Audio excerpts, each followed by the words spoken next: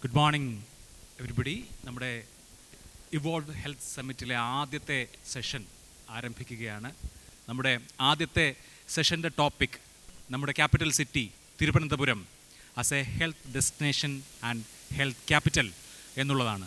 തിരുവനന്തപുരത്തെ സംബന്ധിച്ച് തിരുവനന്തപുരത്തിൻ്റെ ആരോഗ്യ സ്വപ്നങ്ങൾക്ക് എന്തൊക്കെയാണ് ഇനി കൂടുതലായി ചിറക് പകരാനുള്ളത് എന്ന് ഡിസ്കസ് ചെയ്യാനായി നമ്മോടൊപ്പം യഥാർത്ഥത്തിൽ തിരുവനന്തപുരത്തെ സംബന്ധിച്ച്, നമ്മുടെ തലസ്ഥാന നഗരത്തെ സംബന്ധിച്ച് അതിൻ്റെ ആരോഗ്യരംഗത്തിൻ്റെ, സ്വകാര്യ മേഖലയിലെ ആരോഗ്യരംഗത്തിൻ്റെ നായകർ എന്ന് വിശേഷിപ്പിക്കാൻ കഴിയുന്ന 3 വ്യക്തികളാണ് നമ്മളോടൊപ്പം ഉള്ളത്. മൂവരെ ഞാൻ സ്വാഗതം ചെയ്യുകയാണ്. സെഷൻ ആരംഭിക്കുകയാണ്. ആദ്യം ശ്രീ എം നജീബ്, താങ്കളെ സംബന്ധിച്ച് ഇപ്പോൾ ആരോഗ്യരംഗത്തും അതുപോലെ തന്നെ ട്രാവൽ ആൻഡ് ടൂറിസം രംഗത്തുമൊക്കെ ഉള്ള വാസ്റ്റായിട്ടുള്ള എക്സ്പീരിയൻസ് ഉണ്ട്. ഇപ്പോൾ നമ്മുടെ തലസ്ഥാനം ഒരു പൗരാണിക നഗരമാണ്.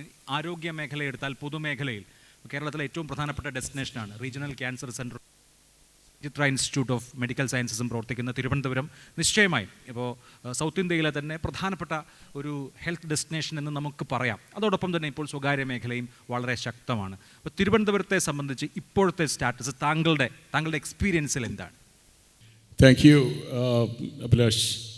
ആദ്യം തന്നെ മാതൃഭൂമിയെ ഇങ്ങനെയൊരു സമ്മിറ്റ് നടത്താൻ എടുത്ത ഇനിഷ്യേറ്റീവിനെ അഭിനന്ദിക്കുകയാണ്. കാരണം ട്രിവാൻഡ്രം ഫോക്കസ് ചെയ്തുകൊണ്ടുള്ള ഇങ്ങനെയുള്ള സമ്മിറ്റുകൾ സാധാരണഗതിയിൽ വളരെ കുറവാണ്. മിക്കവാറും നമ്മൾ കാണുന്നതെല്ലാം കൊച്ചിയും അല്ലെങ്കിൽ നോർത്ത് കേരളയുമാണ്. അപ്പോൾ ആ കാര്യത്തിൽ തീർച്ചയായും താങ്കൾ അഭിനന്ദനം അർഹിക്കുന്നു. തിരുവനന്തപുരം ഒരു മേജർ ടൂറിസം ഡെസ്റ്റിനേഷനാണ്. നമ്മൾ നോക്കിയാൽ കേരളത്തിൻ്റെ ഒരു ടൂറിസം മാപ്പ് നോക്കുകയാണെങ്കിൽ കേരളത്തിലെ ആദ്യത്തെ അല്ലെങ്കിൽ ഒരുപക്ഷെ സൗത്ത് ഇന്ത്യയിലെ തന്നെ ഏറ്റവും ശക്തമായ ടൂറിസം ഡെസ്റ്റിനേഷനായിരുന്നു കോവളം. പിന്നെ ഉണ്ടായ ഒരു ഡെസ്റ്റിനേഷനാണ് തേക്കടി, പെരിയാർ. അത് കഴിഞ്ഞ് ഒരു ഡെസ്റ്റിനേഷനും കേരളത്തിലേക്കില്ലായിരുന്നു. കഴിഞ്ഞ 30 വർഷം കൊണ്ടുള്ള ടൂറിസം രംഗത്തും ഗവൺമെൻറ്റും സംയുക്തമായി നടത്തിയ പരിശ്രമത്തിൻ്റെ ഫലമായിട്ടാണ് കേരളത്തെ ഒരു ടൂറിസം ഡെസ്റ്റിനേഷൻ ആക്കാൻ കഴിഞ്ഞത്. ഇന്നിപ്പോൾ ഒരു 100-150ഓളം medium and large and small destinations കേരളത്തിലേക്കുണ്ട്. അത് ബേസിക്കലി അത് എന്ന് പറയുന്നത് നേച്ചറും, നമ്മുടെ മെയിൻ ടൂറിസം ഡെസ്റ്റിനേഷൻ എന്ന് പറയുന്നത് നേച്ചർ, കൾച്ചർ ആൻഡ് ക്യുസീനാണ്. അതിനകത്ത് വ്യത്യാസമായിട്ടാണ് പിന്നീട് Ayurveda, back waters, hill stations, ഇങ്ങനെ പല പല പ്രോഡക്ട്സ് വന്നത്. ആയുർവേദം കേരളത്തിന് വലിയൊരു പ്രശസ്തി ലോകമെമ്പാടും നൽകിയ ഒരു സെഗ്മെൻറ്റാണ്. അത് ഇപ്പോൾ കേരളത്തിൻ്റെ ടോട്ടൽ റവന്യൂ നോക്കുകയാണെങ്കിൽ almost about 30% contributions are actually from the Ayurveda segment. ഒരുപക്ഷെ 15, 20, 25 വർഷങ്ങൾക്കിപ്പുറമാണ് ഒരു മെഡിക്കൽ വാല്യൂ ട്രാവലിന് ചെറിയൊരു പോസിറ്റീവ് വൈബ് വന്നത്. 2006 ആണ് ഞങ്ങൾ കിംസ് സ്റ്റാർട്ട് ചെയ്യുമ്പോൾ 2002 സ്റ്റാർട്ട് ചെയ്യുന്നത്. 2006 ആദ്യത്തെ ഒരു മെഡിക്കൽ വാല്യൂ ട്രാവൽ ബ്രോഷർ ഞങ്ങൾ ഉണ്ടാക്കിയിട്ട് ഇൻ്റർനാഷണൽ മാർക്കറ്റ്, WTM പോലുള്ള ഇൻ്റർനാഷണൽ മാർക്കറ്റിൽ അത് പ്രൊമോട്ട് ചെയ്യാൻ കൊണ്ടുപോകുന്നത്. അപ്പോഴാണ് അതിൻ്റെ പോസിറ്റീവ്സും നെഗറ്റീവ്സും എല്ലാം മനസ്സിലാക്കുക. കാര്യം നമുക്ക് 1-2 ഹോസ്പിറ്റൽസ് വെച്ച് മാത്രം ഒരു ഡെസ്റ്റിനേഷനെ നമുക്ക് പ്രൊമോട്ട് ചെയ്യാൻ കഴിയില്ല. ഇപ്പോൾ ട്രിവാൻഡ്രം നോക്കിക്കഴിഞ്ഞാൽ മേജറായിട്ടുള്ള, you can see in the right side all the major hospitals names here. അതുപോലെ തന്നെ ഗവൺമെൻറ് സെക്ടറിൽ ഇവിടെ റീജിയണൽ ക്യാൻസർ സെൻറ്ററും ശ്രീചിത്രയും ഉണ്ട്. അപ്പോൾ ട്രിവാൻഡ്രത്തിൻ്റെ ഒരു അഡ്വാൻറ്റേജ്, ഒരു മെഡിക്കൽ ടൂറിസം ഹബ് ആക്കാൻ വേണ്ടിയുള്ള ഒരു അഡ്വാൻറ്റേജ് എന്താണെന്ന് വെച്ച് കഴിഞ്ഞാൽ, ഒന്ന് connectivity. Trivandrum is the 4th international airport of, 5th international airport of India after Delhi, Bombay, Chennai and Calcutta. ആ ഡെസ്റ്റിനേഷൻ പിന്നീട് ട്രിവാൻഡ്രം എന്നുള്ളത് മാറി കൊച്ചി, കാലിക്കട്ട് പോയി. പക്ഷേ ഇപ്പോൾ തിരിച്ചും ആ ഒരു ഇമ്പോർട്ടൻസ് ഇപ്പോൾ അദാനി ടേക്ക് ഓവർ ചെയ്തതിന് ശേഷം ട്രിവാൻഡ്രത്ത് വന്നിട്ടുണ്ട്. ഇപ്പോൾ കഴിഞ്ഞ ഒരു വർഷം കൊണ്ട് നോക്കുകയാണെങ്കിൽ ട്രിവാൻഡ്രത്തേക്കുള്ള ഇൻ്റർനാഷണൽ ആൻഡ് ഡൊമസ്റ്റിക് ഫ്ലൈറ്റ്സ് 100% ഇൻക്രീസാണ് വന്നിട്ടുള്ളത്. അപ്പോൾ അതൊരു വെൽക്കം ചേഞ്ചാണ്. 2, നമുക്ക് ബാക്കിയുള്ള കാര്യങ്ങൾ നോക്കുകയാണെങ്കിൽ ടെക്നോ പാർക്ക് പോലുള്ള നിരവധി പ്രസ്റ്റീജിയസ് ആയിട്ടുള്ള ഇൻസ്റ്റിറ്റ്യൂഷൻസ് ട്രിവാൻഡ്രത്തുണ്ട്. അതിൻ്റെ ഒരു അപ്പോൾ അതോടൊപ്പമാണ് ഈ പ്രൈവറ്റ് സെക്ടറിൽ കഴിഞ്ഞ 25 ഇയേഴ്സായിട്ട് അല്ലെങ്കിൽ 30 ഇയേഴ്സായിട്ട് മേജറായിട്ടുള്ള ഹോസ്പിറ്റൽ ചെയിൻസ് വന്നിട്ടുള്ളത്. കേരളത്തെ മൊത്തം നോക്കുകയാണെങ്കിൽ നമുക്ക് NABHൻ്റെ അക്രഡിറ്റഡ് ഹോസ്പിറ്റൽസ് എന്ന് പറയുന്നത് ഓൾമോസ്റ്റ് 80 എണ്ണമാണ്. ഇന്ത്യയിലെ ഏറ്റവും കൂടുതൽ നാഷണൽ അക്രഡിറ്റഡ് ഹോസ്പിറ്റൽസ് ഉള്ള സംസ്ഥാനം എന്ന് പറയുന്നത് കേരളമാണ്. അതിനകത്ത് തന്നെ ലാർജ് നമ്പേഴ്സ് ഓഫ് NABH അക്രഡിറ്റേഴ്സ് ഉണ്ട്. ഇവിടെ SP4 JCIയുടെ അക്രഡിറ്റേഷനുണ്ട്. അതുപോലെ തന്നെ കിംസിന് ACHSIയുടെ അക്രഡിറ്റേഷനുണ്ട്. നിരവധി ഹോസ്പിറ്റൽസ് ഇപ്പം അങ്ങനെയുള്ള അക്രഡിറ്റേഷൻ ഗോകുലത്തിനുണ്ട്. അങ്ങനെ മിക്കവാറുള്ള എല്ലാ ഹോസ്പിറ്റൽസും SKK ഉണ്ട്. അങ്ങനെ എല്ലാ ഹോസ്പിറ്റൽസിനും some sort of an accreditation is there. Accreditation is very important for medical value. 2-3 advantages, അതായത് ഏറ്റവും നല്ല ഡോക്ടേഴ്സ്, ഏറ്റവും നല്ല മോഡേൺ ഇൻഫ്രാസ്ട്രക്ചർ, ഏറ്റവും വെൽ എക്സ്പീരിയൻസ്ഡ് ആയിട്ടുള്ള medical community, doctors, nursing staff, paramedical staff, അങ്ങനെയുള്ള സപ്പോർട്ടിംഗ് സ്റ്റാഫ്, പിന്നെ ഏറ്റവും മോസ്റ്റ് മോഡേൺ ആയിട്ടുള്ള വളരെ എക്സ്പെൻസീവായിട്ടുള്ള മെഡിക്കൽ എക്യുപ്മെൻറ്റ്സ്. ഇത് ആണ് പ്രധാനമായിട്ടുള്ള ഒരു പേഷ്യൻസിനെ അട്രാക്റ്റ് ചെയ്യാൻ ഉള്ള ഒരു മെയിൻ കാരണം. അത് നമ്മുടെ ലോക്കലായാലും ശരി, വെളിയിൽ നിന്നുള്ളവരാണെങ്കിലും ശരി. വെളിയിൽ നിന്നുള്ളവർ വരുമ്പോൾ ഉള്ള പ്രധാന കാര്യം എന്ന് വെച്ച് കഴിഞ്ഞാൽ international insurance, that is very important. Language experts, then അവർക്ക് ഉള്ള ചില പ്രത്യേകതകളുണ്ട്, കാര്യം ഫുഡ് അങ്ങനെയുള്ള കാര്യങ്ങളിൽ, അല്ലെങ്കിൽ പിന്നെ ട്രാൻസ്ലേറ്റേഴ്സ്, സപ്പോർട്ട്, ഇങ്ങനെ നിരവധി ഘടകങ്ങൾ ഉള്ള ഒരു സെഗ്മെൻറ്റാണ് മെഡിക്കൽ വാല്യൂ ട്രാവൽ പ്രൊമോട്ട് ചെയ്യാൻ കഴിയുന്ന പ്രധാന ഘടകം. സ്കിൽഡ് വർക്കേഴ്സാണ് ഏറ്റവും പ്രധാനം. സ്കിൽ ആൻഡ് എക്സ്പീരിയൻസ്, നമുക്ക് ഇതെല്ലാം ഇണങ്ങുന്ന ഒരു സ്ഥലമാണ് ട്രിവാൻഡ്രം. അതുകൊണ്ട് കേരളത്തിൽ ഇപ്പം നമ്മൾ മൊത്തമായിട്ട് നോക്കുകയാണെങ്കിൽ ഏറ്റവും കൂടുതൽ ഹോസ്പിറ്റൽസ് ഉള്ളത് കൊച്ചിൻ ഏരിയയിലാണ്. അത് കഴിഞ്ഞാലുള്ളത് ട്രിവാൻഡ്രമാണ്. പക്ഷേ ട്രിവാൻഡ്രത്ത് നമുക്ക് ഹബ്ബാക്കാനുള്ള ഒരുപാട് അഡ്വാൻറ്റേജസ് ഉണ്ട്. കാര്യം നമ്മൾ ഈ ഇൻ്റർനാഷണൽ പേഷ്യൻസ് കേരളത്തിൽ കഴിഞ്ഞ വർഷങ്ങളായിട്ട് വന്നുകൊണ്ടിരിക്കുന്നത് മാൽദീവ്സിൽ നിന്നാണ്. മാൽദീവ്സിൽ നിന്ന് വരുന്ന പേഷ്യൻസ് എല്ലാം ട്രിവാൻഡ്രം മാത്രമേ ഉണ്ടായിരുന്നുള്ളൂ കണക്ടിവിറ്റി. ഇപ്പോഴാണ് കൊച്ചിയും ചെന്നൈയും ഡൽഹിയും എല്ലാം കണക്ടിവിറ്റി വന്നപ്പോൾ പേഷ്യൻസ് അങ്ങോട്ടും ഇങ്ങോട്ടും എല്ലാം മാറിപ്പോയി. അപ്പോൾ ട്രിവാൻഡ്രം ഒരു 10-30 വർഷമായിട്ട് ഇൻ്റർനാഷണൽ പേഷ്യൻസിന് കേറ്റർ ചെയ്യുന്ന ഒരു തലസ്ഥാന നഗരിയാണ്. വളരെ നല്ല പ്രോഗ്രസീവായിട്ടാണ് വന്നിട്ടുള്ളത്. ഇനിയും കൂടുതൽ പ്രോഗ്രസ് ചെയ്യാൻ പറ്റും എന്നുള്ളതാണ് ആമുഖമായിട്ട് എനിക്ക് പറയാനുള്ളത്. SUTയുടെ MD എന്നുള്ളതുപോലെ തന്നെ ഇന്ത്യയുടെ കാർഗിൽ യുദ്ധവിജയത്തിൽ വളരെ നിർണായകമായ ഒരു റോൾ വഹിച്ചിട്ടുള്ള ആൾ കൂടിയാണ്. അപ്പോൾ അങ്ങയെ സംബന്ധിച്ച് ഇപ്പോൾ നമ്മൾ തിരുവനന്തപുരത്തെ ഒരു ഹെൽത്ത് ഡെസ്റ്റിനേഷൻ ആക്കുന്നതിനെക്കുറിച്ച് സംസാരിക്കുമ്പോൾ ഇവിടെ ഇപ്പോൾ തിരുവനന്തപുരം നിവാസികളെ സംബന്ധിച്ച് ഏറ്റവും പ്രധാനപ്പെട്ട, ഏറ്റവും ആധുനികമായ നൂതനമായ ചികിത്സാ രീതികൾ സ്വായത്തമാക്കാൻ കഴിയുന്ന വിധത്തിലുള്ള ഫെസിലിറ്റീസ് അത് പൊതുമേഖലയിലാണെങ്കിലും സ്വകാര്യ മേഖലയിലാണെങ്കിലും ഉണ്ട്. അതിനപ്പുറത്ത് പുറത്തുനിന്ന് ഒരാൾക്ക് തിരുവനന്തപുരം എന്നുള്ളതൊരു ഹെൽത്ത് ഡെസ്റ്റിനേഷൻ ആക്കണം എങ്കിൽ നമുക്ക് ഏതൊക്കെ നിലയിൽ ഉയരാനുണ്ട്? ഞാൻ വളരെ സത്യസന്ധമായിട്ട് പറയുകയാണെങ്കിൽ ഈ ഒരു ഡിസ്കഷനും ഇതുപോലുള്ളൊരു ചർച്ചയും ഒക്കെ ഒരു 10-30-35 കൊല്ലം മുമ്പ് നടക്കേണ്ടതായിരുന്നു എന്നാണ് ഞാൻ വിശ്വസിക്കുന്നത്. കാരണം ഗോഡ്സ് ഓൺ കൺട്രി എന്നുള്ള സ്ലോഗൻ അത് വളരെയധികം ലോകശ്രദ്ധ ആകർഷിച്ച ഒരു സ്ലോഗനാണ്. അതിലൂടെ കേരളത്തിന് വളരെയധികം നേട്ടം ഉണ്ടായിട്ടുണ്ട് ടൂറിസം മേഖലയിൽ. പക്ഷേ ആ ടൂറിസം മേഖലയിൽ ശ്രദ്ധിക്കുമ്പോഴും നമ്മുടെ ഹെൽത്ത് കെയർ ഏരിയയിൽ വേണ്ട വിധം ശ്രദ്ധിക്കാൻ നമുക്ക് കഴിയാതെ പോയിട്ടുണ്ട്. അതെന്തുകൊണ്ടാണെന്നുള്ള കാരണങ്ങളിലേക്കൊന്നും ഇപ്പോൾ കടക്കുന്നതിൽ അർത്ഥമില്ല. ഇനി എന്ത് ചെയ്യാമെന്നുള്ളത് നമ്മൾ മുൻപോട്ട് നോക്കുക. അപ്പോൾ കണക്ടിവിറ്റി, ശ്രീ നജീബ് പറഞ്ഞു, കണക്ടിവിറ്റി ഇപ്പോൾ ഉള്ള കണക്ടിവിറ്റി മതിയോ? പോരാ എന്ന് നിസ്സംശയം പറയാം. ആൻഡ് കണക്ടിവിറ്റി എന്ന് പറയുമ്പോൾ it's not only earth connectivity, surface connectivity. തിരുവനന്തപുരത്ത് നിന്ന് കാസർഗോഡ് വരെ യാത്ര ചെയ്യുകയാണെങ്കിൽ, അല്ലെങ്കിൽ യാത്ര ചെയ്യാനാണെങ്കിൽ വന്ദേ ഭാരത് വന്നില്ലായിരുന്നെങ്കിൽ നമ്മുടെയൊക്കെ നടുവ് ഇതിനകം ഒടിഞ്ഞേനെ, നമ്മളെല്ലാവരും ആശുപത്രികളിലെത്തേണ്ടി വന്നേനെ. ഈ സ്ഥിതി ഇന്നും ഇന്നലെയും തുടങ്ങിയതല്ല. നമ്മുടെ നാഷണൽ ഹൈവേ എന്ന പേരിൽ പ്രഹസനങ്ങൾ ഇപ്പോഴും തുടർന്നുകൊണ്ടിരിക്കുകയാണ്. അപ്പോൾ connectivity, surface connectivity, there is A problem. അത് അഡ്രസ്സ് ചെയ്യേണ്ടിയിരിക്കുന്നു വളരെ അത്യാവശ്യമായിട്ട്. എയർ കണക്ടിവിറ്റി, നമ്മുടെ മാൽഡീവ്സിൻ്റെ കാര്യം പറഞ്ഞു. മാൾഡീവ്സിൽ നിന്ന് 10 ഫ്ലൈറ്റ്സോ മറ്റോ ഉണ്ടായിരുന്ന ഇപ്പോൾ 2 or 3 മറ്റോ ആണ്. അതാണ് തിരുവനന്തപുരത്തിൻ്റെ സ്ഥിതി. അപ്പോൾ അതെങ്ങനെ ശരിയാക്കാം? ഈ ഒന്നുമില്ലെങ്കിൽ മാൾഡീവ്സിലേക്കുള്ള കണക്ടിവിറ്റി പഴയ സ്ഥിതിയിലേക്കെങ്കിലും കൊണ്ടുവന്നാൽ കുറേയും കൂടെ നന്നായിരുന്നു. ഇപ്പോൾ ഈ കണക്ടിവിറ്റിയെക്കുറിച്ച് പറയുന്നതോടൊപ്പം തന്നെ ഇൻ്റർനാഷണൽ ടൂറിസം അല്ലെങ്കിൽ ഹെൽത്ത് ടൂറിസം എന്ന് പറയുമ്പോൾ നമ്മളെല്ലാവരും ശ്രദ്ധിക്കുന്നത് യൂറോപ്യൻ രാജ്യങ്ങളെക്കുറിച്ചോ അല്ലെങ്കിൽ ഗൾഫ് രാജ്യങ്ങളെക്കുറിച്ചോ ഒക്കെയാണ്. അവിടെ തന്നെ നമ്മുടെ ചിന്തയിലൊരു മാറ്റം വരേണ്ടിയിരിക്കുന്നു. സാർക്ക് കൺട്രീസിൽ മിക്കവാറും രാജ്യങ്ങളിൽ വേണ്ട ചികിത്സാ രീതികളില്ല, സമ്പ്രദായങ്ങളില്ല, അതിനുള്ള സൗകര്യങ്ങളില്ല.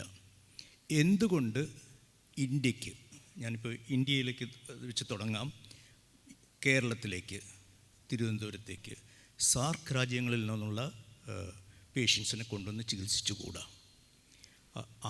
ഇതിൽ എന്താണ് ബുദ്ധിമുട്ടുള്ളത്? രണ്ടാമത്തേത്, ഇത് മാത്രമല്ല, ഈ അതിനപ്പുറത്തേക്ക് ഓരോ റീജിയനായിട്ട്, ഇപ്പോൾ സൗത്ത് ഈസ്റ്റ് ഏഷ്യ, അങ്ങനെ ഓരോ റീജിയന്, ആഫ്രിക്ക, ഒരു അൺടാപ്ഡ് മാർക്കറ്റ് അവിടെ അവൈലബിൾ ആണ്. ആൻഡ് ആഫ്രിക്കക്കാർക്ക് ഇന്ത്യയോട് പണ്ടേ മാനസികമായിട്ടുള്ള ഒരു അടുപ്പമുള്ള കൂട്ടരാണ്. എന്തുകൊണ്ട് നമുക്ക് അവിടെ നിന്ന് പേഷ്യൻസിനെ ഇങ്ങോട്ട് കൊണ്ടുവരാൻ സാധിക്കുന്നില്ല? ഇന്നത്തെ സ്ഥിതി നോക്കുകയാണെങ്കിൽ ഓരോ ഇൻഡിവിജ്വൽ ഹോസ്പിറ്റൽസ് എന്ത് ചെയ്യുന്നു അല്ലെങ്കിൽ എന്ത് ചെയ്യാൻ സാധിച്ചിട്ടുണ്ട്, അത് മാത്രമാണ് നമുക്ക് ഉപരിതലത്തിൽ കാണാൻ സാധിക്കുന്നത്. ഗവൺമെൻറ്, ഇപ്പോൾ ഞാൻ കുറച്ച് മുമ്പ് മിനിസ്റ്ററിനോട് സംസാരിക്കുകയുണ്ടായി. അവിടെ ഇരിക്കുമ്പോൾ ഒരു ഹെൽത്ത് ഹബ് മീറ്റിംഗ് ഒക്കെ നടക്കാൻ പോകുന്നു, അതിനെക്കുറിച്ചുള്ള ആലോചനകളൊക്കെ ഉണ്ടെന്ന് പറഞ്ഞു. പക്ഷേ ഇതൊക്കെ we are losing out on time. വേറെ മറ്റു രാജ്യങ്ങൾ, തായ്ലൻഡും അതുപോലെയുള്ള വിയറ്റ്നാം പോലും ഇപ്പോൾ മുന്നോട്ട് വന്നുകൊണ്ടിരിക്കുകയാണ്. ഇവരൊക്കെ കോമ്പറ്റീറ്റേഴ്സ് ആയി മാറും, അല്ലെങ്കിൽ മാറിക്കഴിഞ്ഞിരിക്കുന്നു. എന്തുകൊണ്ട് നമുക്ക് as A nation, as A state, as Trivandrum ഒത്തൊരുമിച്ച് നിന്നുകൊണ്ട് കാര്യങ്ങൾ നീക്കിക്കൂടാ? എന്താണ് ഇതിൽ ബുദ്ധിമുട്ടുള്ളത്? എനിക്കിത് ശരിക്കും ഞാൻ ആലോചിച്ചിട്ട് ഒരു എത്തും പിടിയും കിട്ടാത്ത കാര്യമാണ്. എന്തുകൊണ്ട് ഇത്രയധികം ബുദ്ധിമുട്ടുകൾ നമ്മൾ സ്വയം ക്രിയേറ്റ് ചെയ്തത്, ഒരു ക്രിട്ടിക്കാലിറ്റി ഉണ്ടാക്കിയിട്ട് അത് മാറ്റാൻ ശ്രമിച്ചുകൊണ്ടിരിക്കുകയാണ്. ഈ ചർച്ചകൾ തന്നെ എന്നോ നടക്കേണ്ടിയിരുന്ന സംഗതിയാണ്. അപ്പോൾ നെവർ ടു ലേറ്റ്, മാതൃഭൂമി ഇങ്ങനൊരു ചർച്ച സംഘടിപ്പിക്കുന്നതും നമ്മളൊക്കെ ഇവിടെ സംസാരിക്കുകയും ശ്രവിക്കുകയൊക്കെ ചെയ്യുന്നതൊക്കെ വളരെ നല്ല കാര്യം. But we need to act. Never too late എന്ന് പറയുമ്പോൾ തന്നെ it cannot be any late any further. നമ്മൾ ശരി ഇപ്പോഴെങ്കിലും ചെയ്തില്ലെങ്കിൽ we have lost out on it. അതന്നെ ശ്രീ ബിജു ജോർജ്, ഇപ്പോൾ നമ്മളെ സംബന്ധിച്ച്, നമുക്ക് കേരളത്തെ സംബന്ധിച്ച് കേരളത്തിൻ്റെ തനത് ചികിത്സാ സമ്പ്രദായമുണ്ട്, പാരമ്പര്യ ചികിത്സാ സമ്പ്രദായമുണ്ട്, ആയുർവേദമുണ്ട്. അപ്പോൾ എങ്ങനെ കേരളത്തിലേക്ക് ആളുകളെ ആകർഷിക്കണം? ഹോസ്പിറ്റാലിറ്റി വളരെ പ്രധാനപ്പെട്ട ഒരു കാര്യമാണ്. ഇപ്പോൾ താങ്കൾ സോമതീരത്തെ റെപ്രസെൻ്റ് ചെയ്തിട്ടാണ് സംസാരിക്കുന്നത്. അപ്പോൾ കേരളത്തെ സംബന്ധിച്ച് നമുക്ക് വളരെ എക്സെപ്ഷണലായി യുണീക്കായി കൊടുക്കാൻ കഴിയുന്നത് എന്ത്, അതിലേക്ക് അട്രാക്റ്റ് ചെയ്യാൻ എങ്ങനെ സാധിക്കും എന്നുള്ളത് കൂടി ഒരു പ്രധാനപ്പെട്ട കാര്യമാണ്. അത് എങ്ങനെയാണ് ഒരു അജണ്ടയായി വരുന്നത് നമ്മളൊരു ആലോചന നടത്തുമ്പോൾ? Okay, thank you, Abhilash. Once again, thank you Madhrubhumi for organizing such an event. ഇവിടെ കാണുന്നത് പറഞ്ഞ പോലെ ഇത് നേരത്തെ നടക്കേണ്ടതായിരുന്നു എന്ന് ചോദിച്ചാൽ നേരത്തെ നടക്കേണ്ടതായിരുന്നു. പക്ഷേ പല പ്രൈവറ്റ് സ്ഥാപനങ്ങളും മുൻപേ അവരുടെ ബോർഡിൽ ഇങ്ങനെയുള്ള കാര്യങ്ങൾ ഡിസ്കസ് ചെയ്തിട്ട് അവർ തന്നെ മാർക്കറ്റ് ചെയ്താണ് കേരളത്തിലേക്ക് ഒരു മെഡിക്കൽ വാലി ടൂറിസത്തിൻ്റെ ആദ്യത്തെ ഒരു വരവുണ്ടായത്. കേരളത്തിൽ മെഡിക്കൽ വാലി ടൂറിസം വരുന്നതിന് മുൻപ് ആയുർവേദ പഞ്ചകർമ്മ ട്രീറ്റ്മെൻറ്റിനായിട്ട് ധാരാളം ആളുകൾ വിദേശത്തെ രാജ്യങ്ങളിൽ നിന്ന് കേരളത്തിൽ വരാറുണ്ടായിരുന്നു. നമ്മൾ ആയുർവേദത്തെ ഒരു മെഡിക്കൽ സിസ്റ്റമായിട്ട് കാണുമ്പോൾ അതും മെഡിക്കൽ ടൂറിസം തന്നെയാണ്. ഇന്ന് അലോപ്പതി ഹോസ്പിറ്റൽസിൻ്റെ മെഡിക്കൽ വാല്യൂ ടൂറിസത്തിനെയാണ് കൂടുതലും ഇൻ്റർനാഷണലി മെഡിക്കൽ വാല്യൂ ആയിട്ട് പറയുന്നത്. പക്ഷേ ഇന്ത്യയെ സംബന്ധിച്ച് ഇന്ത്യയുടെ തനതായ ചികിത്സാ പാരമ്പര്യമുള്ള ആയുർവേദം അതൊരു സെക്കൻഡറി മെഡിസിനായിട്ടല്ല, മെയിൻ സ്ട്രീം മെഡിസിനായിട്ടാണ് ഇന്ത്യയിൽ ഉടനീളം ഉപയോഗിച്ചിരുന്നത്. അപ്പോൾ ഇതിൻ്റെ ഒരു ഗുണം കിട്ടുവാനായിട്ടും പല അസുഖങ്ങൾക്കുള്ള ട്രീറ്റ്മെൻറ്റിനുമായിട്ടാണ് ആദ്യകാലങ്ങളിൽ കേരളത്തിലേക്ക് വിദേശികൾ വന്നിരുന്നതും. മിസ്റ്റർ നജീവ് പറഞ്ഞ പോലെ കേരളത്തിൻ്റെ GDPയുടെ നല്ലൊരു ഭാഗം കോൺട്രിബ്യൂട്ട് ചെയ്യുന്നതും ആയുർവേദം സെക്ടർ തന്നെയാണ്. അത് ടൂറിസത്തിലായാലും ജനറൽ GDPയിലായാലും. സോമതീർത്ഥത്തെ സംബന്ധിച്ച് നമ്മൾ ആയുർവേദ ഒരു ടൂറിസം പ്രൊഡക്റ്റായിട്ടല്ല ഇതിനെ അവതരിപ്പിച്ചത്. നമ്മളൊരു ഹോസ്പിറ്റലായിട്ട് ഇതിനെ അവതരിപ്പിച്ചു. പക്ഷേ ഇതിലൊരുണ്ടായ മാറ്റം, ലോകത്തെ ആദ്യത്തെ ഒരു റിസോർട്ട് ആംബിയൻസിലുള്ള ഹോസ്പിറ്റൽ എന്ന രീതിയിലാണ് നമ്മൾ ഇതിനെ അവതരിപ്പിച്ചത്. അതായത് ഈ യാഥാസ്ഥികത്തിൽ നിന്ന് മാറി അല്പം വ്യത്യസ്തമായിട്ട് മാറ്റി ചിന്തിക്കുകയും അത് ഇംപ്ലിമെൻ്റ് ചെയ്യുകയും ചെയ്യുകയായിരുന്നു സോമതീർത്ഥത്തിൻ്റെ സക്സസിൻ്റെ പുറകിലുള്ളത്. സാധാരണ ആയുർവേദ ഹോസ്പിറ്റൽ എന്ന് പറയുമ്പോൾ എല്ലാവരുടെ മനസ്സിലുള്ള എണ്ണയുടെ മണം, അല്ലെങ്കിൽ ഒരു അൺഹൈജീനിക്, ഒരു ഇരുണ്ട മുറി, ഇങ്ങനെയുള്ള ഒരു ചിന്താഗതിയിൽ നിന്ന് മാറ്റി ഇതിനെ മറ്റൊരു രീതിയിൽ എങ്ങനെ അവതരിപ്പിക്കാൻ പറ്റും എന്നതാണ് നമ്മൾ ചിന്തിച്ചത്. അത് വ്യക്തമായിട്ട് ഇംപ്ലിമെൻറ്റ് ചെയ്യാൻ പറ്റി എന്നുള്ളതാണ് ഇതിൻ്റെ വിജയത്തിൻ്റെ ഒരു രഹസ്യം. കേരളത്തിൽ പൊതുവെ നോക്കുകയാണെങ്കിൽ അലോപ്പതി ഹോസ്പിറ്റൽസിൻ്റെ, ഇപ്പോഴത്തെ മോഡേൺ അലോപ്പതി ഹോസ്പിറ്റൽസ് എല്ലാം ഇത് നല്ല രീതിയിൽ ഇത് ഇംപ്ലിമെൻറ്റ് ചെയ്യുന്നുണ്ട്, ഈ ഹൈജീനിക് പാർട്ട് എന്നുള്ളത്. എൻ്റെ അഭിപ്രായത്തിൽ നമ്മളൊരു ഹോസ്പിറ്റലിൻ്റെ ഇൻഫ്രാസ്ട്രക്ചർ ഡെവലപ്മെൻറ്റും അതിൻ്റെ ടെക്നോളജി ഡെവലപ്മെൻറ്റും ഒപ്പം തന്നെ ഹോസ്പിറ്റാലിറ്റി എന്ന പാർട്ട് കൂടി ഇതിൽ ഇൻറ്റഗ്രേറ്റ് ചെയ്യേണ്ടതുണ്ട്. കാരണം ഭാരതം നമ്മളെപ്പോഴും അതിഥി ദേവോ ഭവ എന്ന് പറയും, അല്ലെങ്കിൽ ആതിഥേയത്വം എന്നൊക്കെ നമ്മളെപ്പോഴും സംസാരിക്കുന്നതാണ്. പ്രത്യേകിച്ച് മലയാളിക്ക് നമ്മളുടെ ഉള്ളിൽ കെയർ എന്നൊരു പാർട്ടുണ്ട്. അതുകൊണ്ടാണ് ലോകത്ത് എവിടെ ചെന്നാലും അല്ലെങ്കിൽ കേരളത്തിൽ നിന്നുള്ള നേഴ്സുമാരും ഡോക്ടേഴ്സും നന്നായിട്ട് വർക്ക് ചെയ്യുന്നത്. ഇത് നമ്മളുടെ ജീനിലുള്ള ഒരു പാർട്ടാണ് ഈ കെയർ എന്നുള്ളത്. Why can be commercialise it for the benefit of Kerala? കാരണം ഇവിടുന്ന് നമുക്ക് പോകുന്ന നല്ല നേഴ്സുമാരും നല്ല ഡോക്ടേഴ്സെല്ലാം ഇവിടുന്ന് മറ്റ് രാജ്യങ്ങളിൽ അവരുടെ സേവനം അന്വേഷിക്കാൻ വേണ്ടി പോവുകയാണ്. തിരുവനന്തപുരത്തെ നമ്മളൊരു മെഡിക്കൽ ഹബ്ബായിട്ട് മാറ്റുമ്പോൾ ഇതിനു വേണ്ടി എല്ലാ കമ്പോണൻസും ഇന്ന് തിരുവനന്തപുരത്ത് ലഭ്യമാണ് എന്നുള്ള ഒരു വാസ്തവമുണ്ട്. മിസ്റ്റർ നജീബ് പറഞ്ഞ പോലെ നല്ല കണക്ടിവിറ്റി, ധാരാളം ഹോസ്പിറ്റൽസ് ഇവിടെയുണ്ട്. മോഡേൺ ഹോസ്പിറ്റൽസ് ആയാലും ആയുർവേദ ഹോസ്പിറ്റൽസ് ആയാലും ഇതിനു വേണ്ട എല്ലാ കാര്യങ്ങളും കേരളത്തിൽ ഇന്ന് അവൈലബിൾ ആണ്, എസ്പെഷ്യലി ട്രിവാൻഡ്രത്ത് അവൈലബിൾ ആണ്. മെഡിക്കൽ ഹിസ്റ്ററി നോക്കുവാണെങ്കിൽ തന്നെ കേരളത്തിലെ ആദ്യത്തെ മെഡിക്കൽ കോളേജ് ട്രിവാൻഡ്രത്താണ്. കേരളത്തിലെ ആദ്യത്തെ ആയുർവേദ മെഡിക്കൽ കോളേജും ട്രിവാൻഡ്രത്താണ്. ആയുർവേദ ഹോസ്പിറ്റൽസും ധാരാളമുള്ള ഒരു മേഖലയാണിത്. ഈ കമ്പോണൻസ് എല്ലാം ഉപയോഗിച്ചുകൊണ്ട് ഒരു കൂട്ടായ പ്രവർത്തനത്തിലൂടെ നല്ലൊരു ഹോസ്പിറ്റാലിറ്റി കൂടെ കമ്പൈൻ ചെയ്ത് നമ്മളൊരു ഇമോഷണൽ ഇൻ്റലിജൻസിൻ്റെ പാർട്ട് കൂടി ഉപയോഗിച്ച് കഴിഞ്ഞാൽ തിരുവനന്തപുരത്തെ ഒരു മെഡിക്കൽ ഹബ്ബായിട്ട് മാറ്റുന്നതിൽ യാതൊരു ബുദ്ധിമുട്ടുമില്ല എന്നുള്ളതാണ് എൻ്റെ അഭിപ്രായം. പക്ഷേ ഇതിന് വേണ്ടത് കൂട്ടായ പ്രവർത്തനവും നമുക്കൊരു ഗോൾ സെറ്റ് ചെയ്ത് ആ ഗോളിന് വേണ്ടി എല്ലാവരും ഒന്നിച്ച് പ്രവർത്തിക്കുന്ന ഒരു സ്ഥിതിയുമാണ് വേണ്ടത്. Thank you. തീർച്ചയായും. ഇവിടെ ശ്രീ നജീബ്, മെഡിക്കൽ വാല്യൂ ടൂറിസത്തെ കുറിച്ച് പറയുമ്പോൾ 20 വർഷം മുമ്പ് ഞാൻ തിരുവനന്തപുരത്ത് വിദ്യാഭ്യാസത്തിനായി വരുന്ന സമയത്ത്, ഉപരിപഠനത്തിനായി വരുന്ന സമയത്ത് ഈ മെഡിക്കൽ കോളേജ് പരിസരത്തെ ലോഡ്ജുകൾ, വീടുകളിലൊക്കെ നമുക്ക് മാലദ്വീപ് നിവാസികളെ കൊണ്ട് നിറയുന്നതായി കാണാം. അവിടെ ഭക്ഷണം കഴിക്കാൻ പോയാൽ പോലും റെസ്റ്റോറൻറ്റിൽ മാലിക്കാരെ കാണാം. ഇന്ന് അതിൻ്റെ നമ്പർ കുറഞ്ഞു. താങ്കൾ നേരത്തെ പറഞ്ഞു കൂടുതൽ അവരെ സംബന്ധിച്ച് ജിയോഗ്രഫിക്കലി കൂടുതൽ ഡെസ്റ്റിനേഷൻസ് ഓപ്പൺ അപ്പ് ആയി എന്നുള്ളത്. പക്ഷേ എന്തുകൊണ്ടാണ് ട്രിവാൻഡ്രം ഇവിടുത്തെ ഹെൽത്ത് കെയർ ഫെസിലിറ്റീസിൻ്റെ മികവ് കൊണ്ട് അവരുടെ എണ്ണത്തെ അതേപോലെ ആകർഷിക്കുകയോ അല്ലെങ്കിൽ കൂടുതൽ രാജ്യങ്ങളിൽ നിന്നുള്ള ആളുകളെ ആകർഷിക്കാൻ കഴിയാതിരിക്കുകയോ ചെയ്യുന്നത് എന്നുള്ളൊരു പോയിൻ്റുണ്ടല്ലോ. അപ്പോൾ മെഡിക്കൽ വാല്യൂ ടൂറിസത്തെ സംബന്ധിച്ച് നോക്കുമ്പോൾ ഇവിടെ കേരളത്തെ സംബന്ധിച്ച് ഇപ്പോൾ മലയാളി വേറെ ഏതൊരു യൂറോപ്യൻ അല്ലെങ്കിൽ വേറെ ഏതെങ്കിലും ഒരു രാജ്യത്ത് പോയാൽ ഒരു പക്ഷേ ഹെൽത്ത് കെയർ രംഗത്തുള്ള വർക്കേഴ്സിനെ ആയിരിക്കും മറ്റൊരു രാജ്യക്കാരന് ഏറ്റവും പരിചിതം, പ്രത്യേകിച്ച് നഴ്സിംഗ് മേഖലയിലുള്ള ആളുകളെ, ഡോക്ടേഴ്സിനെ സംബന്ധിച്ച്. അപ്പോൾ വളരെ സ്കിൽഡ് ആയിട്ടുള്ള വലിയ ഹ്യൂമൻ റിസോഴ്സസ് നമ്മളെ സംബന്ധിച്ചുണ്ട്. അതേസമയം തന്നെ ഇതൊരു മേജർ ഹെൽത്ത് ഹബ്ബായി മാറുന്നുമില്ല. എവിടെയായിരിക്കും പ്രശ്നം? ഇവിടെ കേരള രാജീവ് മണാലി പറഞ്ഞൊരു പോയിൻ്റുണ്ട്. അതായത് നമ്മളൊരു അർഹമായ ഒരു പരിഗണന ഈ മെഡിക്കൽ വാല്യൂ ട്രാവലിന് അൺഫോർച്യുനേറ്റ്ലി നിർഭാഗ്യവശാൽ കൊടുത്തിട്ടില്ല. നമ്മൾ if you look at the history of tourism, എങ്ങനെയാണ് ടൂറിസം കേരളത്തിൽ വളർന്നത്? കേരളത്തിൽ ടൂറിസം വളർന്നത് ഗവൺമെൻറ്റും പ്രൈവറ്റ് സെക്ടറും സംയുക്തമായി വളർത്തിയൊരു മേഖലയാണ്. അതിനകത്ത് കോൺട്രിബ്യൂഷൻസ് നോക്കിയാൽ പ്രൈവറ്റ് സെക്ടറിന് നല്ല കോൺട്രിബ്യൂഷൻസ് ഉണ്ട്. They have made a lot of investments. They have spent a lot of time. They have gone out and marketed it. And we have formed a society 25 years back, Kerala Travel Mart Society. And we had about 100 members. We have about 650 members. Almost 95% of the people who are involved in the tourism industry. Our society, അതായത് different കോമ്പറ്റീറ്റേഴ്സാണ്. ആ competitors came together and form the society and they work for one cause to promote Kerala. And promote Kerala, then you get the share of it. Everybody get the share of it. അങ്ങനെ ഒരു focused effort ഈ medical value travel നടന്നിട്ടില്ല. Private hospitals എല്ലാം തന്നെ ഇൻഡിവിജ്വലായിട്ട് they are promoting their own medical value travel. That is what is happening. പക്ഷെ അത് പോരാ. ഒരു ഡെസ്റ്റിനേഷൻ മെഡിക്കൽ വാല്യൂ ട്രാവൽ ലെവലിൽ വളരണം എന്നുണ്ടെങ്കിൽ ഒരു സംയുക്ത മേഖല, ഒരു partnership between the private sector and the government has to happen. ഈ മെഡിക്കൽ വാല്യൂ ട്രാവലിന് unfortunately tourism has not taken the ownership and most unfortunately health care ministry also has not taken the ownership. അതാണ് കാരണം. ഇപ്പോൾ fortunately under the ഇപ്പോൾ total medical value travel നമ്മൾ ഇന്ത്യയിൽ നോക്കുകയാണെങ്കിൽ നമ്മുടെ ഗ്ലോബൽ മെഡിക്കൽ വാല്യൂ ട്രാവലിൻ്റെ കണക്ക് നോക്കുകയാണെങ്കിൽ ഇറ്റ് ഈസ് അബൌട്ട് 150 ബില്യൺ ആണ്. And it is going to be വളരെ ഒരു ഗ്രോത്ത് ഫോക്കസ്ഡ് ആയിട്ടാണ് പോകുന്നത്. ഇന്ത്യയിലാണ് ഇറ്റ് ഈസ് ഓൺലി 8 ബില്യൺ. പക്ഷേ India is also ranked on the 10 best medical value travel destinations in the world. അത് ഡ്രൈവ് ചെയ്യുന്ന ആരാന്ന് വെച്ച് കഴിഞ്ഞാൽ കോമേഴ്സ് ഇൻഡസ്ട്രിയാണ്.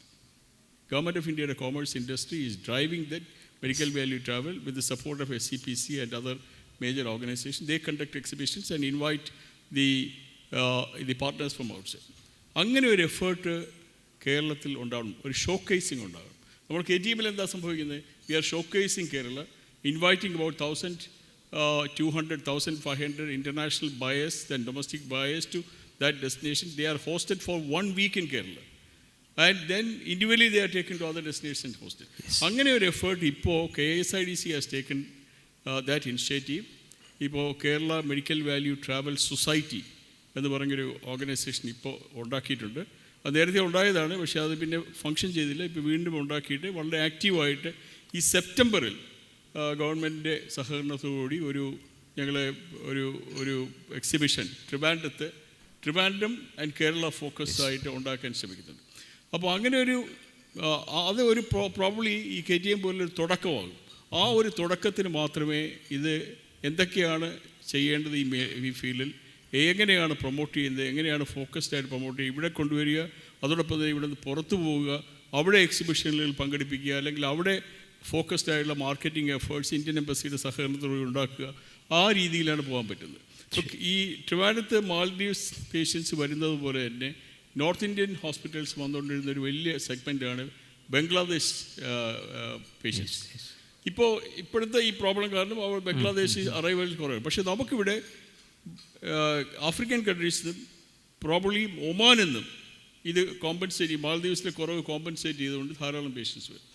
പിന്നെ നമ്മുടെ തന്നെ മലയാളീസ് വെളിയിൽ വർക്ക് ചെയ്യുന്നവരെല്ലാം തന്നെ വെക്കേഷൻ സമയത്ത് അവർ they want to come back here and comfortable ആയിട്ടുള്ള അവരുടെ ഇലക്ടീവ് പ്രൊസീജിയേഴ്സും ബാക്കിയുള്ള കാര്യങ്ങളും എല്ലാം അവർ ചെയ്യുന്നത്. അപ്പോൾ എനിക്ക് തോന്നുന്നത് ഒരു government has to take the ownership and they have to take the ownership of taking all the private sector like tourism. Tourism is the best example. ആ എക്സാമ്പിൾ ഫോളോ ചെയ്യുകയാണെങ്കിൽ കേരളത്തിലെ എല്ലാ സെഗ്മെൻറ്റ്സിനും എല്ലാ സെക്ടേഴ്സിനും വളരാൻ കഴിയും. അതിപ്പോൾ ഇൻഡസ്ട്രീസിൽ വരുന്നുണ്ട്, IT വരുന്നുണ്ട്, അത് ഹെൽത്ത് കെയറിൽ വരികയാണെങ്കിൽ തീർച്ചയായിട്ടും നമുക്ക് മുന്നോട്ട് പോകാം. ഇപ്പോൾ കേണൽ രാജീവൻ, ഇപ്പോൾ തിരുവനന്തപുരത്തെ ഒരു മേജർ ഹെൽത്ത് ഡെസ്റ്റിനേഷൻ ആക്കണമെങ്കിൽ 2 കീ ഫാക്ടേഴ്സ് ഉണ്ടെന്ന് തോന്നുന്നു. ഒന്ന് ക്വാളിറ്റി, 2 അഫോർഡബിലിറ്റി.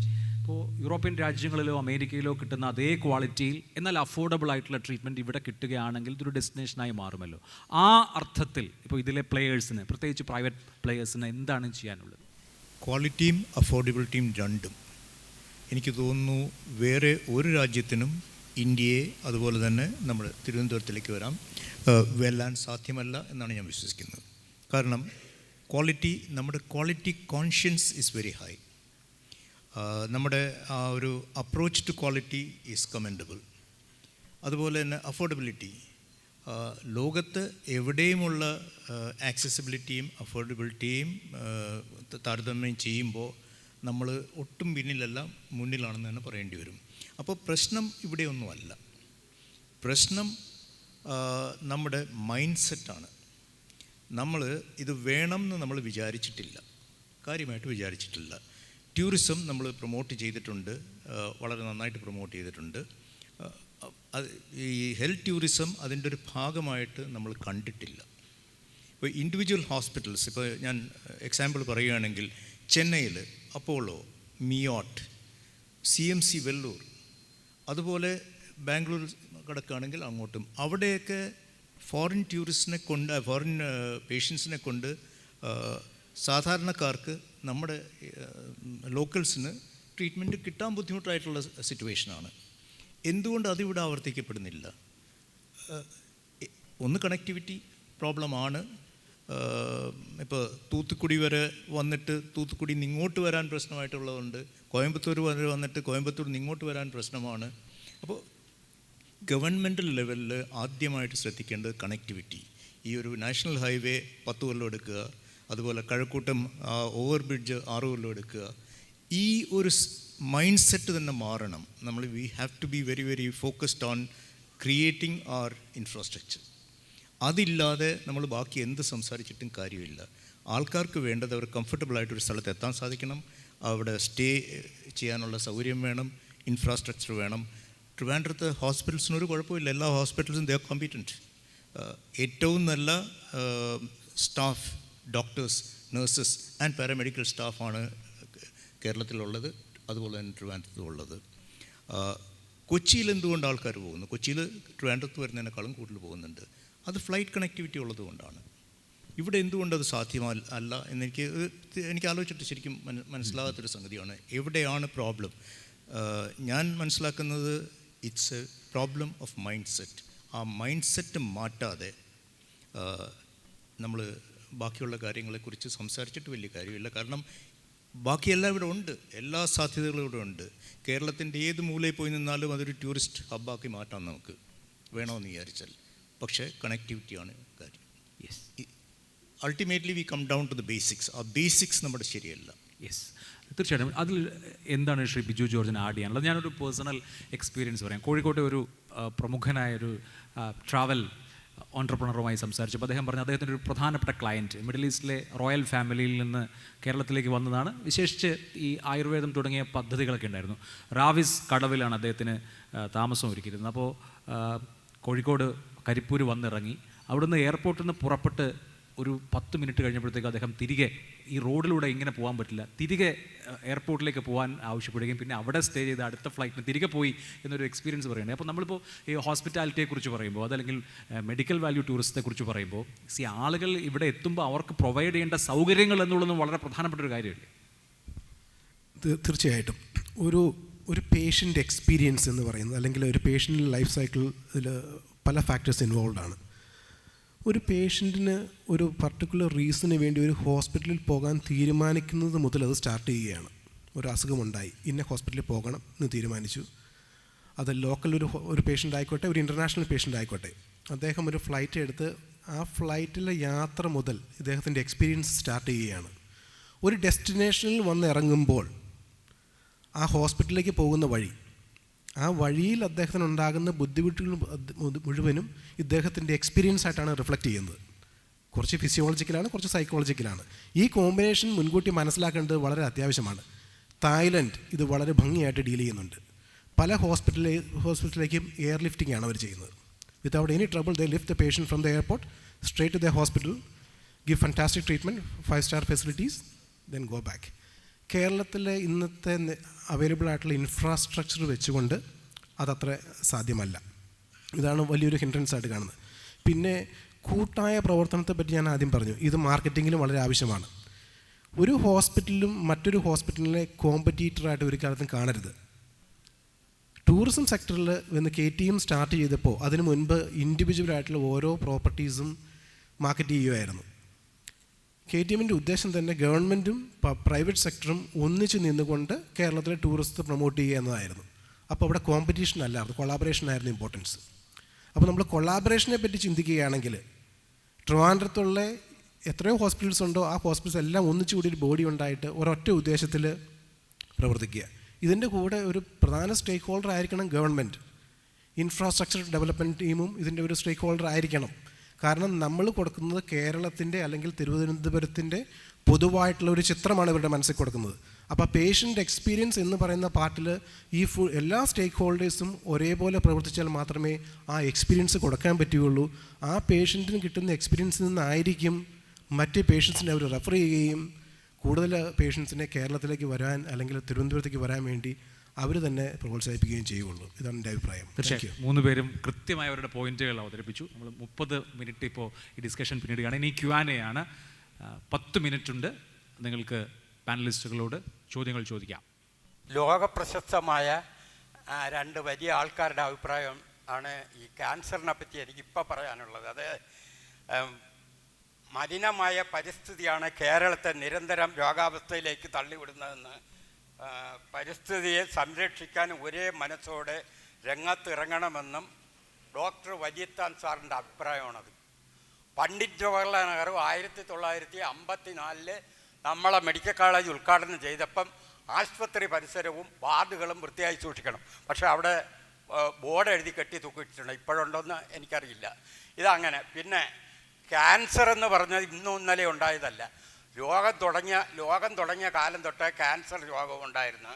1,00,000 വർഷങ്ങൾക്ക് മുമ്പ് കടൽ ജീവികളുടെ ഫോസിൽ നിന്നും ഗുഹകളിൽ നിന്നും കിട്ടിയ തെളിവുകൾ വെച്ച് പരീക്ഷണം നടത്തിയതിൽ ഇപ്പോഴും ഇന്നും ഇന്നലെയും തുടങ്ങിയതല്ല. പിന്നെ ക്യാൻസർ ഉണ്ടാവാൻ കേൾക്കണോ? ഇവിടെ തമിഴ്നാട്ടിൽ നിന്ന് വരുന്ന പച്ചക്കറികളും നമ്മളെ മത്സ്യത്തിൽ ചേർക്കുന്ന ഫോർമാലിനും ഇങ്ങനെയുള്ള അരിയിൽ തന്നെ 8 പ്രാവശ്യം ഇത് വിഷം അടിച്ചാണ് നമ്മൾ കഴിക്കുന്നത്. 8 പ്രാവശ്യം നെല്ലായതിനു ശേഷം 8 പ്രാവശ്യം അതിൽ വിഷം അടിച്ചതിന് ശേഷം ആണ് നമ്മൾ കഴിക്കുന്നത്. പിന്നീട്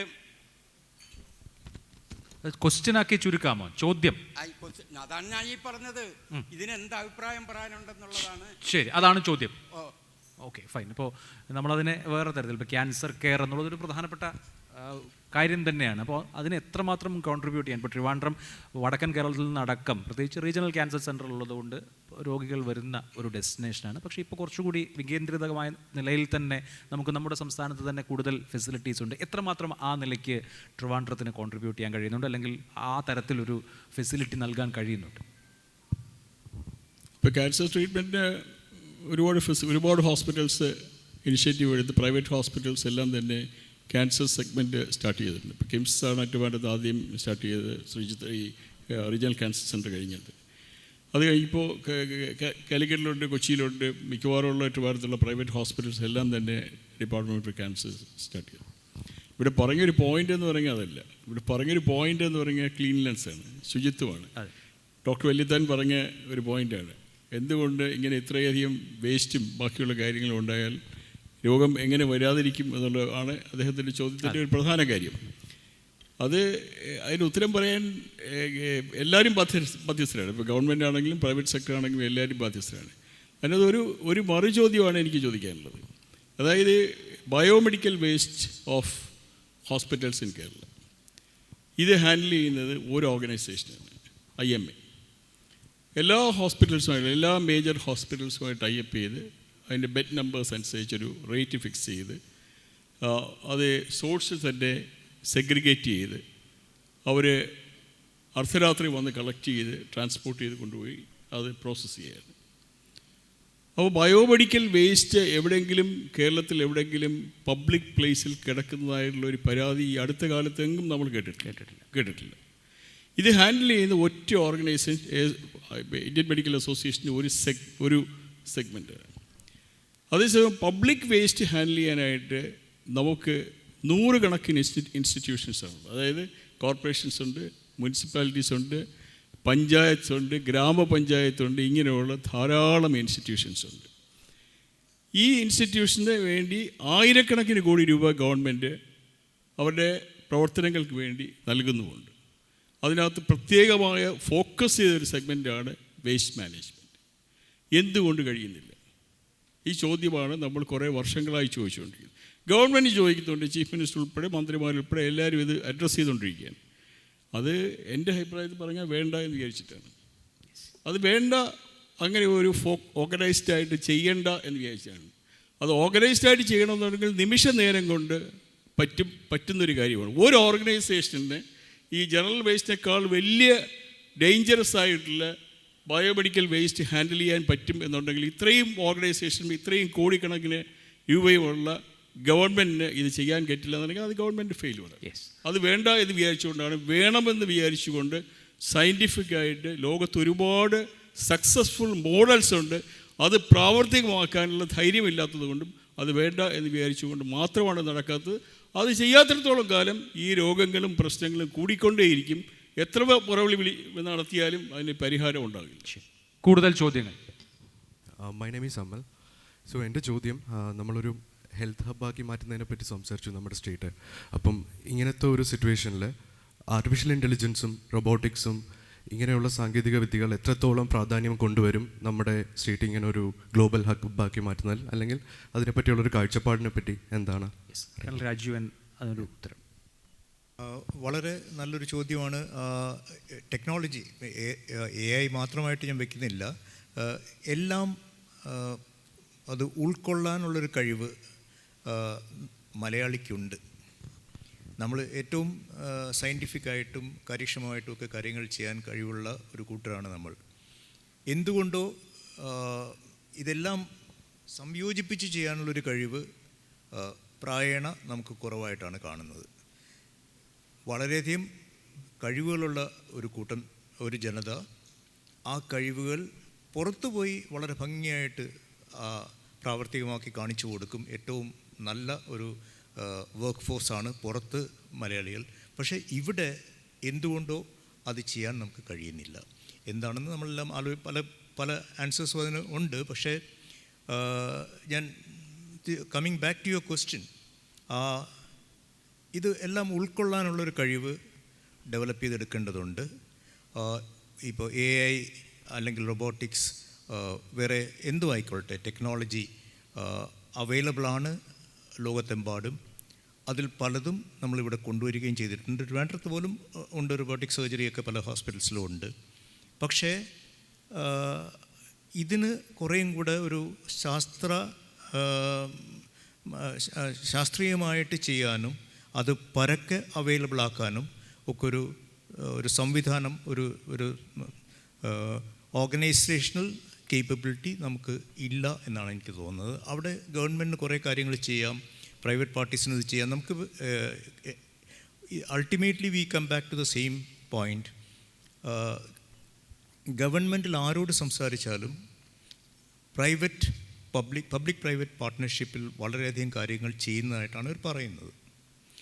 ഇന്ന് രാവിലെയും കൂടെ ഞാനിത് കേട്ടതാണ്. പക്ഷേ when you come to reality അത് നടക്കുന്നില്ല, അല്ലെങ്കിൽ വേണ്ട വിധത്തിൽ നടക്കുന്നില്ല. പബ്ലിക് സെക്ടർ പൊതുവിൽ പ്രൈവറ്റ് സെക്ടറിനെ എന്തോ ഒരു അകറ്റി നിർത്തേണ്ട കൂട്ടരാണെന്നുള്ളൊരു അപ്രോച്ചാണുള്ളത്. അത് മാറണം. ആ മൈൻഡ് സെറ്റ് മാറി ഒരുമിച്ച് എന്തൊക്കെ ചെയ്യാം, എങ്ങനെയൊക്കെ ചെയ്യാം എന്നാലോചിക്കേണ്ട കാലം അതിക്രമിച്ചിരിക്കുന്നു. അതിലേക്കാണ് നമ്മൾ പോകേണ്ടത്. അവിടെയാണ് സിവിൽ സൊസൈറ്റി, പൊതുജനത്തിന് കുറേയധികം കാര്യങ്ങൾ ഇതിൽ ചെയ്യാൻ സാധിക്കും. നമ്മുടെ എന്താണ്, ഞാനിത് പറയുന്നത് ശരിയാണോ എന്ന് എനിക്ക് അറിയില്ല, ഒരു കമ്മ്യൂണിസ്റ്റ് മെൻറ്റാലിറ്റി മാറി നമ്മൾ കുറേയും കൂടി ഇൻക്ലൂസീവ് ആയാൽ ഐ തിങ്ക് ഈ സംസ്ഥാനം രക്ഷപ്പെടുമെന്ന് തോന്നുന്നു. ഫൈനൽ ക്വസ്റ്റ്യൻ, ഷിബിജു ജോർജ് അതിന് ഉത്തരം പറയും. Good morning, everyone. I'm an IAS officer and I have worked in this particular field of waste management. അപ്പം സാർ പറഞ്ഞതിനോട് എനിക്ക് കുറച്ച് എതിർപ്പുള്ളതുകൊണ്ടാണ് ഞാൻ എൻഗേജ് ചെയ്യാമെന്ന് വിചാരിച്ചത്. മിസ്റ്റർ EM നജീബ്, താങ്കൾ പറഞ്ഞിരുന്നു വേസ്റ്റ് മാനേജ്മെൻറ്റ് എന്ന് പറയുന്നത് ഗവൺമെൻറ് തീരെ പ്രയോറിറ്റൈസ് ചെയ്യാത്തൊരു പ്രോഗ്രാം ആണെന്ന് പറഞ്ഞിരുന്നു. പക്ഷേ എൻ്റെ ഒരു അഭിപ്രായത്തിൽ കേരളം കണ്ടിട്ടുള്ളതിൽ, കേരള ചരിത്രത്തിൽ തന്നെ ഏറ്റവും കൂടുതൽ നമ്മളിപ്പോൾ സ്ട്രെസ് ചെയ്യുന്ന വിഷയങ്ങളിൽ ഒന്നാണ് വേസ്റ്റ് മാനേജ്മെൻ്റ് എന്ന് പറയുന്നത്. പിന്നെ എന്തുകൊണ്ട് ഇതിപ്പോഴും നടപ്പിലാകുന്നില്ല എന്നുള്ളൊരു കാര്യം, സാർ അതിനെ കമ്പയർ ചെയ്തത് ഇമേജ് എന്ന് പറയുന്ന ഒരു ബോഡിയുമായിട്ടാണ്. ഇമേജ് എന്ന് പറയുന്ന ബോഡി ഹാൻഡിൽ ചെയ്യുന്നത് ഇൻസ്റ്റിറ്റ്യൂഷൻസിൻ്റെ വേസ്റ്റാണ്. അതേസമയം ഗവൺമെൻറ് ഹാൻഡിൽ ചെയ്യേണ്ടത് ഇൻഡിവിജ്വൽസിൻ്റെ വേസ്റ്റാണ്. രണ്ടും തമ്മിൽ ഒരു ആനയും ആടും തമ്മിലുള്ള വ്യത്യാസം ഉണ്ടെന്നാണ് എൻ്റെ ഒരു അഭിപ്രായം. രണ്ടാമത്തെ കാര്യം എന്ന് പറയുന്നത്, നമ്മൾ ഇൻഡിവിജ്വൽസിൻ്റെ വേസ്റ്റ് ഹാൻഡിൽ ചെയ്യുമ്പോൾ എത്രത്തോളം ഇൻഡിവിജ്വൽ റെസ്പോൺസിബിലിറ്റി അതിന് സെൻറ്ററായിട്ട് വരുന്നു എന്നുള്ളത് വളരെയധികം ഇമ്പോർട്ടൻ്റ് ആയിട്ടുള്ള കാര്യമാണ്. ഇപ്പോൾ ലോകത്ത് ആകമാനം നമ്മൾ നോക്കുകയാണെങ്കിൽ എല്ലാ സക്സസ്ഫുൾ വേസ്റ്റ് മാനേജ്മെൻറ്റ് മോഡൽസും ഡിപ്പെൻഡ് ചെയ്യുന്ന ലോക്കൽ സെൽഫ് ഗവൺമെൻറ്റ്സിലാണ്. നമ്മളും അതേ പ്ലാനിൽ തന്നെയാണ് മുമ്പോട്ട് പോകുന്നത്. പക്ഷേ അതിൽ ഏറ്റവും വലിയൊരു തടസ്സമായിട്ട് നമ്മൾക്കുള്ളതെന്ന് വെച്ച് കഴിഞ്ഞാൽ നമ്മുടെ ലാൻഡ് അവൈലബിലിറ്റി തന്നെയാണ്. അത്രത്തോളം പോപ്പുലേഷൻ ഡെൻസിറ്റി ഉള്ള ഒരു സ്ഥലമാണ് കേരളം. പലപ്പോഴും നമ്മളിപ്പം നമ്മൾ ഹരിതകർമ്മസേന വെച്ചിട്ട് നമ്മൾ വേസ്റ്റ് കളക്ട് ചെയ്യുകയാണെങ്കിൽ പോലും അതിനെ പ്രോസസ്സ് ചെയ്യാൻ വേണ്ട സ്ഥലങ്ങൾ നമുക്ക് കിട്ടുന്നത് വളരെ കുറവായിരിക്കും. നമ്മുടെ ഒരു ലാൻഡ് ഐഡൻറ്റിഫൈ ചെയ്താൽ തന്നെ ആൾക്കാർക്ക് അതിനെ പറ്റിയിട്ടുള്ള പല തെറ്റിദ്ധാരണകൾ ഉള്ളത് കാരണം അവിടെ ഒരു ലോക്കൽ പ്രൊട്ടസ്റ്റ് വരികയും അതിന് പിന്നീട് വലിയ തടസ്സങ്ങൾ ഉണ്ടാവുകയും ചെയ്യാറുണ്ട്. അപ്പം ഏറ്റവും കൂടുതൽ ഓപ്പർച്യൂണിറ്റീസ് ഉള്ളതുപോലെ തന്നെ ഏറ്റവും കൂടുതൽ ചാലഞ്ചസും ഉള്ള ഒരു ഏരിയയാണ് വേസ്റ്റ് മാനേജ്മെൻറ്റ് എന്ന് പറയുന്നത്. But I hope that, since so much of stress and so much of funds are coming in the coming years, we can definitely see a positive change in that area. വളരെ സന്തോഷമുണ്ട് ഒരു explanation നൽകിയത്. ഞാൻ ഈ ശുചിത്വ മിഷനുമായിട്ട് വളരെയധികം സഹകരിച്ച് നമ്മൾ ഈ ചേംബർ ഓഫ് കോമേഴ്സും മറ്റ് ഓർഗനൈസേഷനുമായിട്ട് സഹകരിച്ച് മുന്നോട്ട് പോയിട്ടുള്ളതാണ്. താങ്കൾ ആ പൊസിഷനിലേക്ക് വരുന്നതിന് മുമ്പേ തന്നെ ഗവൺമെൻറ് ചെയ്യുന്ന കാര്യങ്ങളെ അപ്രിഷ്യേറ്റ് ചെയ്യുന്നുണ്ട്, അതിനകത്ത് ഒരു സംശയമില്ല. പക്ഷേ ഞാൻ പറയുന്നത് വെച്ച് കഴിഞ്ഞാൽ നമ്മൾ കഴിഞ്ഞ 20 yearsോ 25 yearsോ ആയിട്ട് സംസാരിച്ചുകൊണ്ടിരിക്കുകയാണ്. ഒരു റിക്വയർഡ് പ്രോഗ്രസ് ഈ കാര്യത്തിൽ വന്നിട്ടില്ല. അതിന് ഫണ്ടില്ലാത്തതിൻ്റെ കുഴപ്പമില്ല, ലാൻഡ് ഇല്ലാത്തതിൻ്റെ കുഴപ്പമില്ല, റൂൾസ് ആൻഡ് റെഗുലേഷൻസ് ഇല്ലാത്തതിൻ്റെ കുഴപ്പമില്ല. പ്രോബ്ലി ഇപ്പോൾ താങ്കൾ പറഞ്ഞതുപോലെ നമ്മൾ ബാക്കിയുള്ള സക്സസ്ഫുൾ മോഡൽസ് ഇങ്ങോട്ട് കൊണ്ടുവരാൻ ശ്രമിക്കുന്നു അല്ലെങ്കിൽ ശ്രമിച്ചുകൊണ്ടിരിക്കുകയാണ്. പക്ഷേ ഒരുപാട് ചലഞ്ചസ് ഉണ്ടെന്നുള്ളത്. പക്ഷേ ഒരു ഡിറ്റർമിനേഷൻ ഒരു റെഗുലേഷനും കൊണ്ടേ അത് ചെയ്യാൻ പറ്റുള്ളൂ. അതായത് for example you go to Washington or you go to ന്യൂയോർക്കിൽ ഈ വേസ്റ്റ് മാനേജ്മെൻറ്റ് എവിടെയാണെന്ന് നമ്മൾ തപ്പ് കിടന്നാൽ കാണാനൊക്കത്തില്ല. എന്ന് പറഞ്ഞാൽ അവിടെ ഒരു ബീച്ചിൻ്റെ അടിയിൽ വളരെ ഒരു ഭയങ്കര ബ്യൂട്ടിഫുള്ളായിട്ടുള്ള ഗാർഡൻ ഉണ്ടാക്കിയിട്ട് അതിന് എത്രയോ അടിയിലാണ് ഈ വേസ്റ്റ് മാനേജ്മെൻറ്റ് പ്രോസസ്സ് ചെയ്യുന്നത്. So it is not affected outside at all. Even we don't know. അത് ഒരാൾ പറഞ്ഞു തന്നതുകൊണ്ടാണ്. എൻ്റെ കൂടെ വന്നിട്ടുള്ള ഒരു ഫേമസ് ആയിട്ടുള്ള ഡോക്ടർ പിച്ചുമണി എന്ന് പറയുന്നത്. അദ്ദേഹം എന്നോട് പറഞ്ഞതാണ് ഇത് ഈ എൻ്റെ ന്യൂയോർക്ക് നഗരത്തിൻ്റെ ഈ waste management is happening under this park, this garden. അപ്പോൾ there are methods which we have to adopt. Because നമ്മളെല്ലാവരും ലോകം മുഴുവൻ യാത്ര ചെയ്യുന്നവരും ഇങ്ങനെയുള്ള എക്സാമ്പിൾസ് മനസ്സിലാക്കുന്നവരും അറിയുന്നവരുമാണ്. അല്ലെങ്കിൽ തന്നെ അപ്പോൾ ടെക്നോളജി വഴി ചെയ്യാവുന്ന കാര്യങ്ങൾ. പക്ഷേ ആ ഒരു ചലഞ്ച് വേണം, അങ്ങനെയുള്ള ഐഡിയാസ് കണ്ടുപിടിക്കണം, അത് ഇംപ്ലിമെൻറ്റ് ചെയ്യാനായിട്ട് എല്ലാവരെയും സഹകരിപ്പിച്ച് ചെയ്യണം. നമ്മൾ പ്രോജക്റ്റ് അനൗൺസ് ചെയ്തിട്ട് ഒരു സ്ഥലത്ത് നിന്ന് ചെയ്ത് കഴിഞ്ഞാൽ ഡെഫിനറ്റ്ലി ആയിട്ട് ഒബ്ജെക്ഷൻസ് വരും. You take the confidence of every one, opposition, government, all the social organisations and do it. നമുക്ക് ഇത് ഒരൊറ്റ എക്സാമ്പിൾ ഞാൻ പറയാം. എന്തുകൊണ്ടാണ് വിഴിഞ്ഞം പ്രോജക്റ്റ് നടക്കാതെ വന്നത്? കഴിഞ്ഞ 75 വർഷമായിട്ട് വിഴിഞ്ഞം പ്രോജക്റ്റ് നമ്മൾ നടത്താൻ ശ്രമിക്കുകയാണ്, നടന്നില്ല.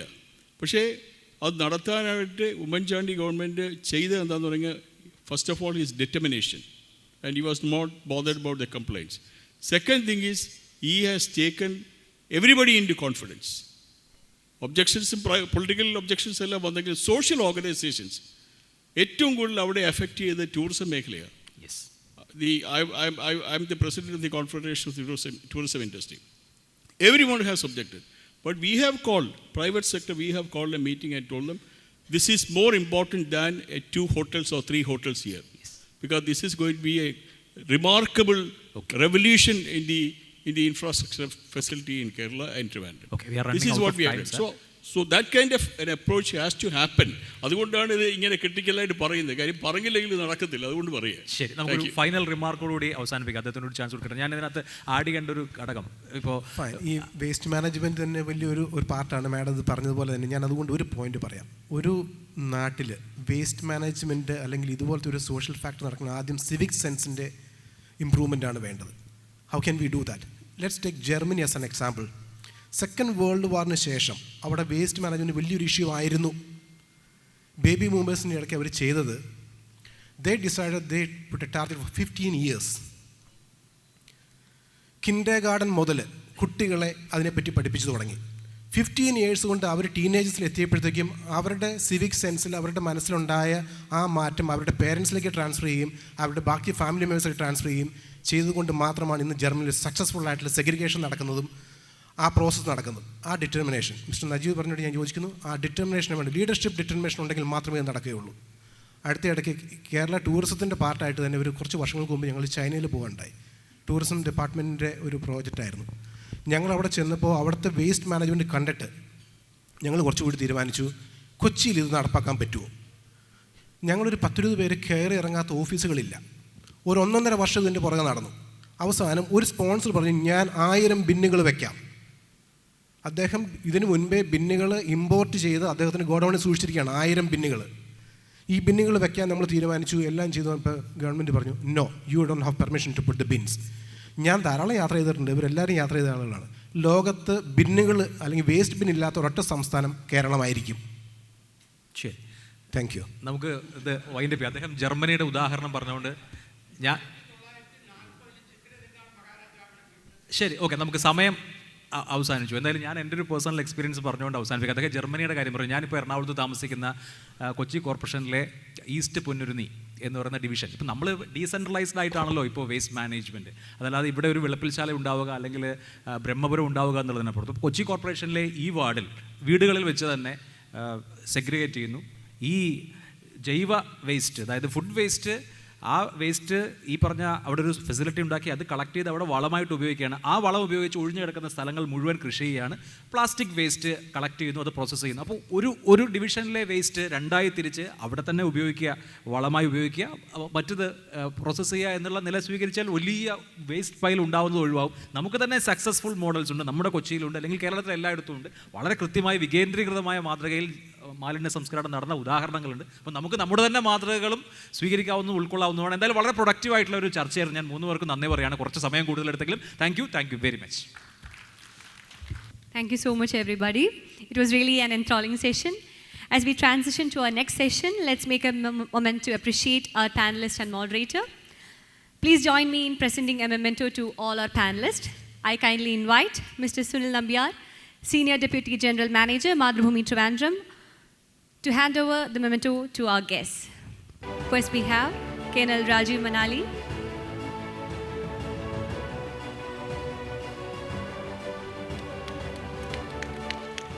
Next we have Mr. Biju George. Mr. E.M. Najib. And our moderator, Mr. Abhilash Mohan.